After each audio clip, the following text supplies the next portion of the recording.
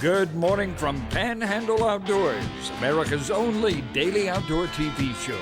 Your source for fishing, hunting, and information for folks who enjoy the great outdoors. Now sit back, relax. It's Panhandle Outdoors. Good morning, folks. Welcome to Panhandle Outdoors. I'm Winston Chester. Glad to hear this Monday morning, getting the week started off great here in Studio B. I have a special guest here, but first, let's take care of our weather, brought to us by Gulf Coast Air Conditioning here in Southport. Drew Pollard and hard-working crew up here taking care of our everyday air conditioning needs, and we're going to need it because high today is going to be 89, low is going to be 75. Our water temperature at the end of the period has been a steady 85 degrees. And it's, I don't look for any big changes in it right away. We're looking at a moon phase, or a Monday moon phase, brought to us by Mountain Dew. Get out and do. We're looking at tonight is going to be exactly a half moon. Hope you got to see the full moon recently. That August full moon was something else. So we're at a half moon tonight, and we're going to go ahead and start decreasing on down to our new moon next week. All right, looking at the tide chart. We've gotten a little bit better now, brought to us by Kent Forest Lawn. We had a whole weekend full of neat tides. We got a little bit of a tide today. High tide is going to be at 4:43 this morning, and low tide is going to be at 3:20 this afternoon. Our wind, again, pretty steady summer breeze. It'll be coming out of the southeast at about 12. We're going to take our break, come back with our special guest. And welcome back, and look who's here. Daniel Cole, buddy. How's it going? Good to see you. Glad to have you back. Good to be here. Good to be in Studio B. Yep. We're, full swing boat season. I mean, boats are all over the place. Yes. And it's funny to me that it goes like in patterns. The early part of the summer, when the boats first get in the water, they have a little bit of boat problems. And then toward the end of the summer, more problems. But it's pretty smooth during the summer. But I'm the same way. A couple of those things going wrong because you doing things. So tell us about, he's our boat expert. Tell us about some things that you're seeing with boats and all. Well, I'll tell you, one thing that we're getting a lot of questions about from viewers is about the electrical systems. It's funny, electricity is the most probably valuable thing you can have to actually drive systems, but it can also be one of the most peculiar things when it starts causing problems and things start breaking down, which on a boat, everything has a limited lifespan. So it can be very hard to diagnose. And so with that thought in mind, because we had so many questions, I want to take the time today and make a couple recommendations of some really good books. This one here, the 12-Volt Bible, probably most commercial fishermen I know actually have a copy of this on their boat, but you don't see it as often on pleasure craft. Yeah. So this is an excellent, gets really to the nuts and bolts of electrical, can help you diagnose stuff that's going on. Another book that's very handy here is the Boat Owner's Illustrated Electrical Handbook. This is by Mr. Charlie Wing. Mr. Charlie Wing does a lot of really good writing for technical stuff on vessels. He covers everything from electrical systems to pumps to motors to you name it. And he can really help you diagnose some things. I like this one because if you're a little slow like me, on the uptake when you have a smaller one like this with less pictures, this one being illustrated really helps you out. More pictures. Because it'll actually share with you information you need, like what is the proper type connectors when you're making electrical connections in a marine environment. What can you use as far as protectants, stuff like that. And it can help you from getting yourself in some trouble. So those are two books that they're both available at Amazon, I believe, and they're definitely worth having in your library if you own a boat. That is so important. And again, the biggest problem, like I say, in the summer now, a lot of that is electrical, and because of corrosion. Yep. And what's the best way to prevent it? I know spraying. Yeah, anytime you're in the salt water, of course, some boats are larger and it's not as easy. Fresh water, rinse them down when you get them home, and make sure your electrical connections, like if you have bus bars or fuse blocks where you have screw-in connectors, keep one of those spray, even if it's just WD-40, spray something on there that's going to keep some protection over it, seal it off from the air.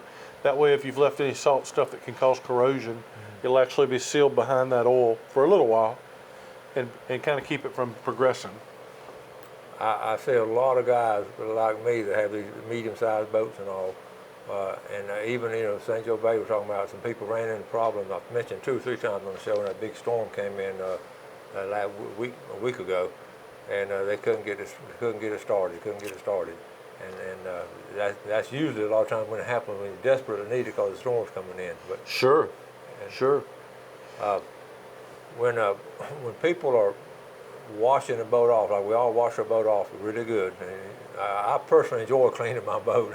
I really do. I don't know why, but it's like washing your car when you're a teenager. You don't want to wash it. If you're like me, probably because you use it and see it more like that than you do putting it in the water. I know. I want to clean and look nice and all. I guess, but that's something. That's probably when we need to be washing off electrical stuff and all too at the same time. Yeah, hose everything off and just wet it down. Anything that's like protected, like electronics and stuff. Anything that's not sealed to the outside, I wouldn't put water on that. But most of that stuff's going to be either up under your center console or your, dash. So that's going to be not really open to water anyway. But I just take a hose all over my boat. Yeah. Certain things, if you get this product Salt Away in a spray bottle, I really like it. You just spray it on there, let it sit a second, wash it off. But it's like anything, like a vehicle or anything else. We tend to keep the vehicle maintenance up because we rely on it so much for transportation. Mm-hmm. But the boat's just a different type of vehicle. We put it in the shed, we bring it out, get it out of the garage, go fish, and then we wait for something to break to do something about it. Where a little bit of maintenance and care, like I said, get it out, clean it up, keep it, it does better. Preventive maintenance. That phrase right there. That's the key. It's so true in a boat more so than anything, I believe. And now boats cost as much as cars, so it really is practical. And I don't know I know you're seeing it. Folks, our marine dealers are having a lot of trouble getting stuff in. That's getting right. Boats in, getting parts in. Have you seen that on your end? I've heard it. Very much so. You can just tell when you go on the lot, when we go to do a survey, there's just not the volume there there used to be. Mm-hmm.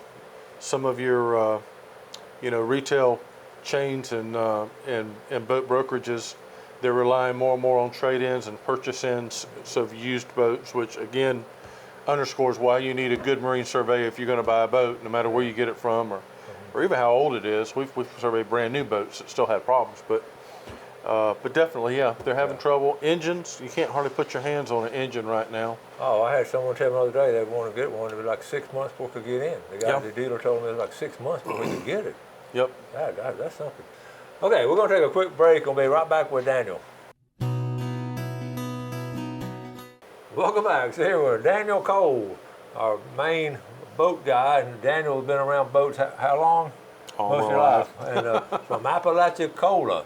And got folks and all down there. How's everybody doing? I know you folks are having some health problems, but everybody else doing good? I think everybody else is doing pretty good. Yeah. I was down there yesterday, and we took care of a boat for a gentleman, and just business as usual down there. You can't have life in Appalachia without boats. It just still amazes me every time I go to Apalachicola and look around and you see, where did all these people come from? Just walking. I used to go to a bookstore and there'd be one or two people in there. Now you almost have to wait in line to get into the bookstore. Yeah, and I was curious. I stopped by and just picked up some stuff for my folks because they're not able to get out right now, and from the store, and I couldn't believe there was tags from everywhere but Florida in the parking lot. Iowa, Wisconsin, I know it. Tennessee. So I got a ticket the other day. One of the out-of-towners said there looked like a bunch of hillbillies here. I haven't heard that term in a long time. So I took that for us as a compliment, I guess. That's for all. I think you're talking about the locals and all, but I haven't heard that since the Beverly Hillbilly show, I guess. Anyway, let's get back to boats. We're talking about electrical parts because that's, again, we can't really emphasize this enough because every one of us have had a problem with it. So you had a couple other things? Yeah, I had an email the other day. A gentleman asked a really good question. Why can't you use wire nuts on a boat? And the simple answer is that wire nuts, while they're really handy for any type of AC circuit where you have a solid conductor of copper, on a boat, everything's stranded wire. Because of all the movement, the stranded wire is flexible and allows it to move and bend. But that being stranded, it means that all the wire, instead of being in a solid form, is in these little hair-like structures. And so when you put a wire nut on there, the wire nut actually has a spring inside that is sharp and is intent to cut into the solid conductor. So what Okay. you're actually doing with the stranded wire on a boat is, when you do that, you're actually cutting hairs of the wire off. Now, wire is based on size as to what ampacity it'll carry. So if you have, for instance, a 10 gauge wire that's stranded, by the time you put the wire nut on there and you cut the outer circumference of that wire down, the conductor, losing those hairs, you may have effectively just shrunk the ampacity of that wire to, just a few amps. Okay. And so it may only be worth 8, may only be worth 6. So then what you have is a hot spot. And as the device you're using, one of two things will happen. Either it'll starve it for power and you'll tear up your electronic device, or it's going to sit there and build heat, and at some point it'll melt down and possibly cause a fire. I thought about that. So that's why we don't use wire nuts. That makes a lot of sense. Yep. And you see most people are getting away from that now, or are you still seeing a lot of Yeah, that? I mean, we're always going to have the old guys that are just Mr. Fix-Its that, this is something quick. I'm not going to do it for long. Yeah. Kind of the duct tape guys, they're saying, well, it was good enough my dad did it this way. But That's right, that's right. There's been some advancements made. We see other misuses, electrical tape, vinyl electrical tape, it's good for doing stuff in dry environments, but some people are misinformed or confused. They think that actually will provide a waterproof covering for an electrical connection, and that's not the case. And eventually water gets wherever it wants to go. Okay. So it's just not something that's going to hold up. So you're better off, if you want to use electrical tape on your boat applications, use the liquid electrical tape that comes in the bottle. Okay. It's a little stouter material, and rather than relying on an adhesive, it itself will bond to the structures of that connection. Good point. And I thought about that. You see why we had the boat expert on here, all these little things that some of y'all don't think about. That's good advice right there. Okay, what about, here we are toward the end of summer now, and it's the boat market in general. Is it a good time to buy or sell, or what's going on as far as, medium-sized boats? I know these big yachts and all sort of out of our, I know you deal a lot with the big yachts and all, but boats in general, what? End of the summer, people have kind of enjoyed their time. If they're going to sell their boat, typically getting into the fall is a time frame that you'll see them go on the market. Okay. So if you've been waiting to purchase a boat, within the next couple months, you should see the market expand what's actually available out there for sale. Now, because there is such a shortage of boats, there won't be even as many as there normally is, because people are hanging on to stuff longer. Yeah. But there will be more available, just typically, historically, and that's how it works. I'm hearing all kind of stories on people trading used vehicles, and people just getting top dollar for used vehicles, cars and trucks and all. You think that's going along with the used boats and all? Is it about to say what? It could be. Yeah. It could be. There definitely, I would say, is probably about a 20% increase in boat values from today to from last year at the same time. Wow. So that's interesting. They're definitely getting more. But the same thing with, there's new vehicles on lots all over, at the factories, but they're having trouble getting components like these chips and stuff. I'm sure that's part of why we're probably seeing shortages in the boat engines too. Oh, yeah, same kind of things. There's little computer chips and little things like that. It's still It runs the whole thing. Sitting on a lot in China. That's what they're saying. Okay, we're at a point now. We'll take a break, but we're gonna come out. We still can talk about hunting and fishing and kind of things like that, but that's good coverage on electrical parts of the boats and all, and the motors and all. And trailers, real quick on trailer lights. They go out more than anything. All the time. Don't they? And that's one of the most frustrating things to me to diagnose electrically. Yeah. I don't know why, but that's something I always dealing with. That it's always a headache. I know y'all can't see it in Studio B, but right here, I can almost reach out, and my riverboat's right here. I'm looking down at my tail light, wondering if my tail light's working. They go out on you so much. Okay, yep. We're going to take a break. We'll be right back.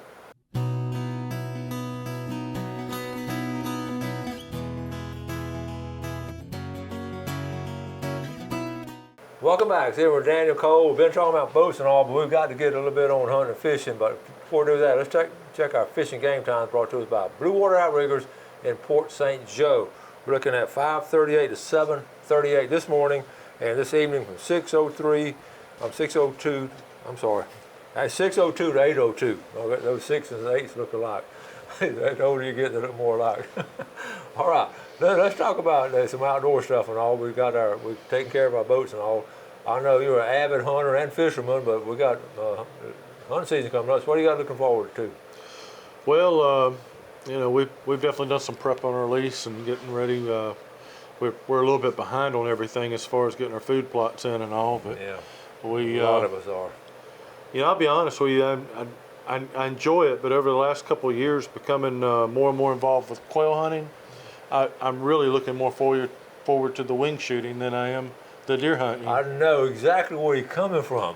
It's just fun working with those dogs and shooting those birds. And those birds are delicious. So, so where are you going to do some of your quail hunting? Well, I've got friends that they've got a preserve up in Alabama that we go to. It's in South Alabama, and we like to go. And then something new this year, which has not happened.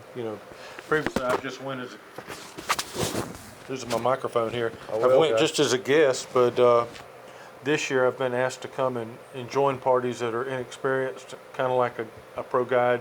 Okay. Just to be sure they get some birds shot. You're working yourself on up there to beginning the guy. That's good. Well, that's fine, but yeah. Okay, tell me about your dogs. What kind of dogs y'all are having? Typically German short-haired pointers is what they like. I love those. Now I haven't had anything to do with the handling or raising of any of these dogs. It's their dogs, but they're doing a great job. Some of them are very young and already showing so much promise. Yeah. But just let them get out there and do their thing. It's amazing. The relationship between man and animals and how when they work together, everybody benefits. We've talked about that before. Those dogs have such a brain and sense of what they're doing, and their loyalty to that hunter is just like second to none. That's why I always ask about what kind of dog you got. What kind of dog? I've hunted with different dogs. Those German short hairs, they're smart dogs. And I really like them. And they're tireless. Oh, they don't. They can't wait to get out and run. We typically run the GPS collars on them, and yeah. I mean it's nothing in a 400-acre block for one of them to run up 29 miles in a day. Just going zigzagging back and forth, getting here and there. Is that what y'all clock them out? Yeah. That many miles? Yep. Last time we went, the youngest one, 29 miles it ran back and forth. Now, this place you're in Alabama, you got any other places you're going? I know at one time Jackson County had some good birds over there. They did, but I never had a chance to really get over there and do anything. Yeah. I mean, this was my first, kind of my first endeavor with it. Yeah. And this will be, I think, going into the second or third year. And you can just hold it, you're fine. this microphone's Well, just not while you wanting get me. set up, we talked about planting the quail, putting the quail, and we've tried to have friends, trying to get quail going and wild quail, and we have an organization called Quails Unlimited. And I've talked a lot with those folks, and the predators have really put a hurting on the wild quail over the years, and we were struggling on keeping the quail population going.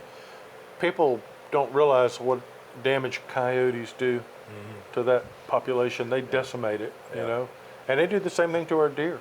Okay, you're right. Okay, let's go back. Okay, now let's go. You bird hunting. Tell me about your gun. What do you like to shoot? I've got a Browning over and under. I know it's a lot of people, they like to use automatics because you get an extra shell, but to me there's something about old school. I like old school. Yeah. So it brings a classic time to mind that people like Ernest Hemingway and other great hunters have hunted and done, and your dad and granddad and ours and all that. They had old side-by-side double old barrel. side-by-sides, oh, yeah. Goodness. Now I like the over and under better. But they didn't do it for the sport. They didn't get that 20 gauge like most of us. They got that 12 gauge because they didn't know what a 20 gauge was. That's right. They That's just right. wanted that power, boom, boom, boom. But when you get into that class of firearm, now you're into a work of art. Yeah. The way that they jewel polish everything. I love the automatic ejectors because when you pop it, they're out of the way and you can reload and do. I mean, it's just really nice. Yeah, I'm so pleased on these shooting sports and all. We have a local school here, North Bay Haven, that started a skeet shooting team. Did they really? Oh, and they're scoring great. And the girls and boys are doing it. I've been out there to the shooting range, and they started this year. They some of them advanced in the state. Schools across the state are doing it now. It's great skeet shooting and scorekeeping, and a lot of families. Or when I went out there, had families, moms and dads and granddaddies out there watching the kids. And so they're North Bay Haven. They're doing a great job with it. I compliment them on doing it. I wish the other schools, we get the outdoor ed program out of check with the outdoor ed teacher Mosley. The program we started years ago, he has 230 seniors taking outdoor education, and that's what we got. We got to get these young people doing these kind of things. That's great. Yeah. You Get them out know, of, so many. I heard a mom told me the other day she was so frustrated with her teenage kids because they just did this all the time, and she wanted the parents wanted them to get out and do things. that's right. Well, I apologize for not remembering the young lady's name, but we have a young lady who's in the Army, and she went to the Olympics and she swept the shooting sports. She wiped it up, and what a great part of to see, for heritage of the country and stuff. I've always said these teenage young girls and all, they just have more patience than the boys. We just get up, where's that? Boom, boom, boom, and I've seen it over and over, and I talk about it over and over, and teaching kids to throw a cast net. The girls will listen to what you said. The boys said, "Let me have it. I can do it." Yeah. And I swear, I did a study on it for several years, and it was like 90% to 10%. If they didn't know how to do it, the girls were running quick. Women make great intuitive shooters. They're good. So we've got about less than a minute left. So what kind of advice? Get back to our boat expert. What kind of quick advice can you get in the summer? Just keep checking things. Yeah, just if you're in the market and these boats are about to start hitting the market, be sure and get them checked out good by a good surveyor, because you don't want to just be buying someone else's problem. There's a lot of problems going up for sale. Yeah, a lot of problems. Yeah, I heard a good compliment on you the other day down at Miller Marine of what a thorough job you were doing on the boats and all. I wanted to pass that on to you. Mm-hmm. And Miller Marine staying pretty busy, aren't they? They are, yeah. What a great place, so a great family. Yeah. All right, thanks, Daniel. Yep, thank you. Folks, appreciate y'all watching Panhandle Outdoors. Do something good today for your fellow man and enjoy our beautiful outdoors, and God bless. Thanks for watching America's only daily outdoor TV show, Panhandle Outdoors with Winston Chester, featuring hunting, fishing, and other activities and information to help you enjoy the great outdoors. Join us next time for Panhandle Outdoors.